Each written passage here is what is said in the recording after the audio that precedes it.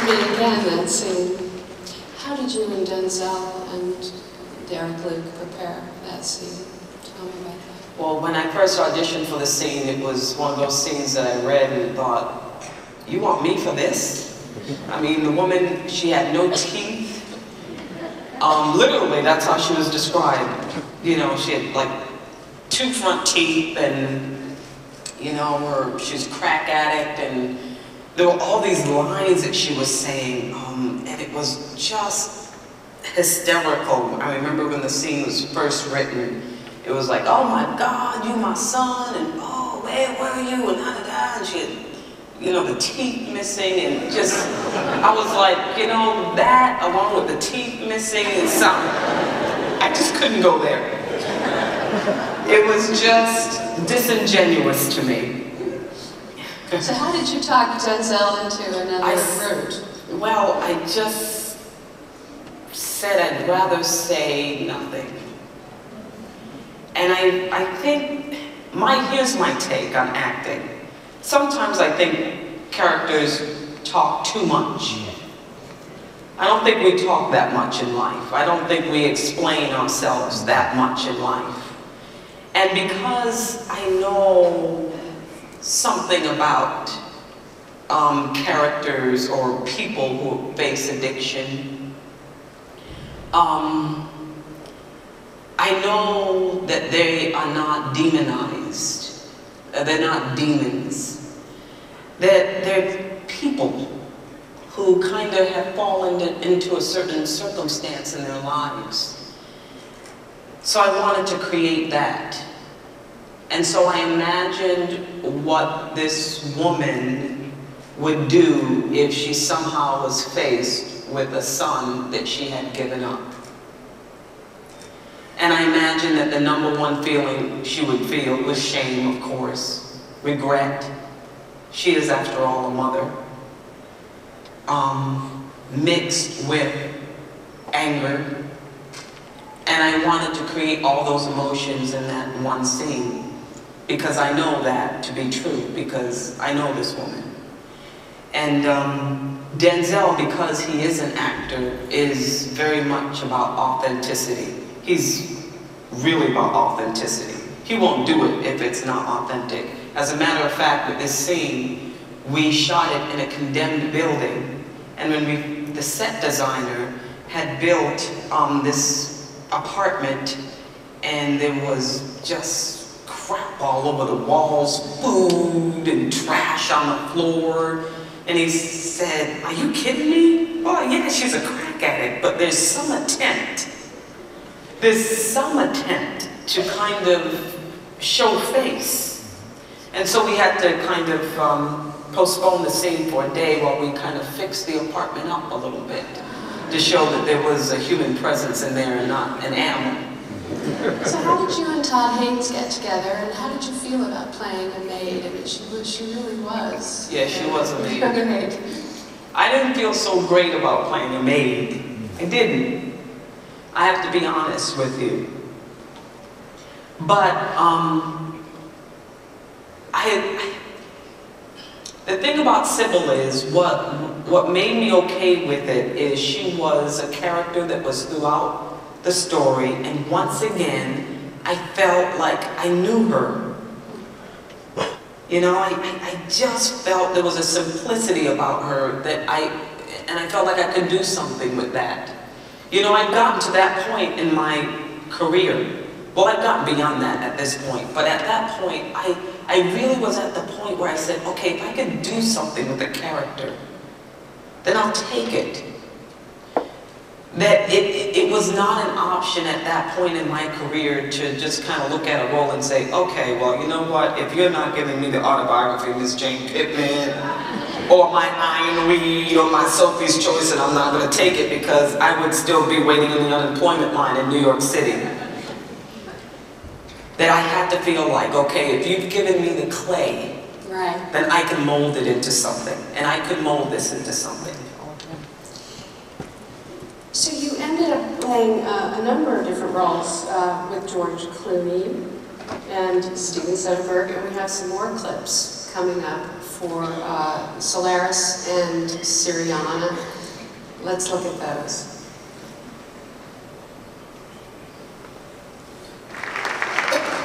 So you have been playing a lot of professional women, and you know, you did a lot of television. You did Donna Emmett on Law and Order, and you were a senior partner on Century City. How about television? Did you enjoy doing some of those parts? I've enjoyed doing some television, yes. Well, you know what, I enjoy working, but I enjoyed some of the roles that I played more than others.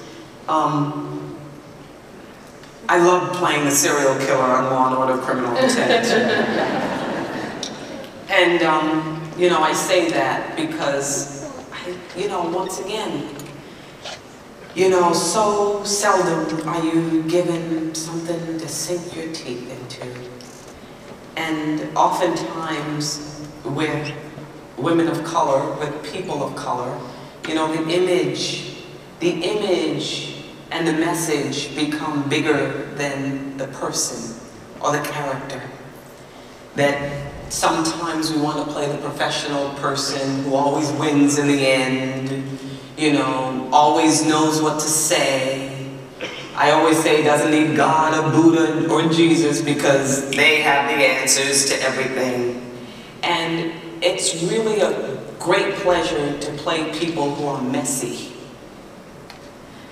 who don't win, who have frailties and shortcomings and weird pathologies. So it was a real pleasure to play the serial killer in Law and Order Criminal Intent and go up against Vincent D'Onofrio, and you know, I killed the whole family with a baseball bat. Now, my family hated the role because I killed the whole family with a baseball bat, but but I found it a pleasure to get inside of a person like that. Well, what are some of your favorite roles that you've played? The ones that you really, really dug into and enjoyed? I love that. I love The Character in Doubt. I loved Aibileen. There's several that I really loved. And because of exactly what you just said, I can sink my teeth into it. I could sit down, and it's just like anything, any profession.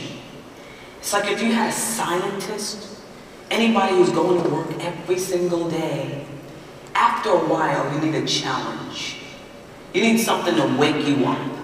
Something that's a very intricate puzzle. And a lot of times, for me, I have like 4 or 5 pieces that I'm working with in a puzzle. I have dignified, I have wise, you know, I have just a few. And it's a pleasure when there are other pieces of the puzzle mixed in there. And I could create this human being that is nothing like me. So, and something that takes time to figure out. The Character in Doubt took me a huge amount of time to figure out because I had to get inside the head of a woman who would make that incredible sacrifice. That's a joy, that's a challenge as an actor, to humanize someone like that. Because that's our job, is to humanize a character. Not just to make you understand them, but to make you affected, to affect you at the end of the day. And those characters are a great joy. All right, let's look at Oliver Stone's World Trade Center and the Hollywood comedy, Knights of Rodanthe. That's how you say it. All right. So how was it working with Oliver Stone? I love Oliver Stone. I think he's an actor's director. I thought he was fantastic. One of the greatest directors that I've worked with. You know, when I got that role in World Trade Center, I went in for another role, the bus driver. And I lost the role of the bus driver. And he wrote this role for me. And I remember I was 2 hours late to the set. And the reason is, here's the thing about MapQuest. When you get into the hood, MapQuest gets lost. MapQuest, MapQuest doesn't know the hood. So I was following MapQuest, and I swear to you, I would get to one street, and then they told me to take a right on another street that did not exist in the hood. So I got lost for 2 hours. I finally got to the set, and I remember that they put me in hair and makeup, and they just made me look like a regular woman who had lost a son in the World Trade Center. And I got to the set, and I remember after 2 hours of being late, and I got to the set, and I remember Oliver Stone said, "You look too good." And I thought to myself, no one has ever said that to me before. And he said that when he hired me, what he had in mind was, you know, I was coming from my job as a maid. You know, and I'm in the hospital in this waiting area, kind of waiting for information about my son. So I went back into hair and makeup, and they put like stuff under my eye, you know, to show that I've been up all night. And it was kind of the first lesson that I got that I wish, you know, in hindsight, and Oliver Stone is a fantastic director. The thing that's so great about him is that he gives you everything you need as an actor to get through the scene. Everything. He'll stop everyone. The set designer, if it doesn't work for you, it's just not going to happen on the set, okay? And I wish I would have done my part as an actor and said, well, that's not how I conceived the character. I didn't see her as a maid coming from a job. I saw her as a woman who literally worked at a bank. Maybe as a teller, just an ordinary job in New York. And she was coming to find out about her son. But I remember I just went with it. And it was during a time when that's what I felt that you did as an actor. You just went with it. If you want the job, you make it work. Part of my training from Juilliard too, that you just take it and you just accept it. You don't challenge it. Have you learned to be more outspoken now? Yes, I have.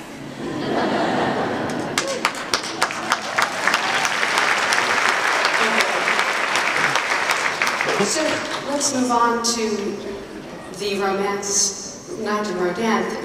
Was that fun for you to play that kind of role in a Hollywood romance? Oh my God, yes. I never get a dude in the movie. That guy was good. I never get a love interest. I usually don't get a family, except I had 2 daughters in the Law and Order Criminal Intent episode. That's why I killed the whole family. It is to put my 2 daughters through private school, but yeah, you never know that I'm a woman. That, you know, so yeah. And I said, but I have to tell you that so often you're not sexualized or sensualized. And I think that I could speak for many women of color in saying this. That when you are, you're in shock. You almost don't even know how to tap into that part of yourself. You're like, you're almost in a panic. You know, it's like, oh my gosh, now do I have to be sexy? Do I have to play sexy? What does sexy look like? I mean, especially when the man who played, you know, my love interest walked down the set, and I was like, oh my God. You know, I would rather had Fred Sanford, but I could have done that. I was like, if Fred Sanford was my husband, I could have done that. But this man, how did I get this man? But you almost don't know how to tap into that part of yourself, because it's like it's atrophied. Yeah. You know? And that's sad. It's a real It really is sad, problem because out I feel like when you explore it, when you have a chance to play it, and you have the opportunity time and time again, then you can perfect it. But when you are not given the opportunity, you have not perfected it. And you almost learn how to leave that at the door when you walk into an audition, because you know that if you walk in with that quirkiness, because I kind of feel like I'm quirky anyway, and kind of a geek, that when you feel like you have that, then it can actually lose you the job. If you come on too strong or too... Yeah, if you show colors that they don't think aren't there as a character. Because sometimes, in my opinion, that sometimes a lot of movies, you come on, if you have the 2 or 3 days of work, then you come on to play a very specific function. And the function is to facilitate the emotional journey of the lead character. And usually that lead character is Caucasian. So what is your function? Your function is to come up against them so they can show you their strength. Your function is to nurture them so somehow they can feel comfortable with who they are, and then they can then journey on in being the hero. Well, you're also the sane and logical one in a lot of these roles. You're sort of absolutely the sane, the logical one. And so how then do you take a role that may be written as a function and humanize it? I'll tell you one thing, not to puff myself up or puff up any actor. I put Octavia Spencer in that lot too. A lot of actresses of color. But when you can do that, that's an actor. You know, if it's already on the page, if it's written, if it's flashy, you read it on the page and you're like, okay, whoever gets this role, they got that Academy Award. That's one thing. But when it's not on that page, and you create something out of that, that's an actor. That's someone who's using their craft to create something from nothing. And oftentimes, that's what we're asked to do as women of color. And oftentimes, I wonder if people see that we don't always come to the race with the same set of goods. Right. You know? All right, we're going to let...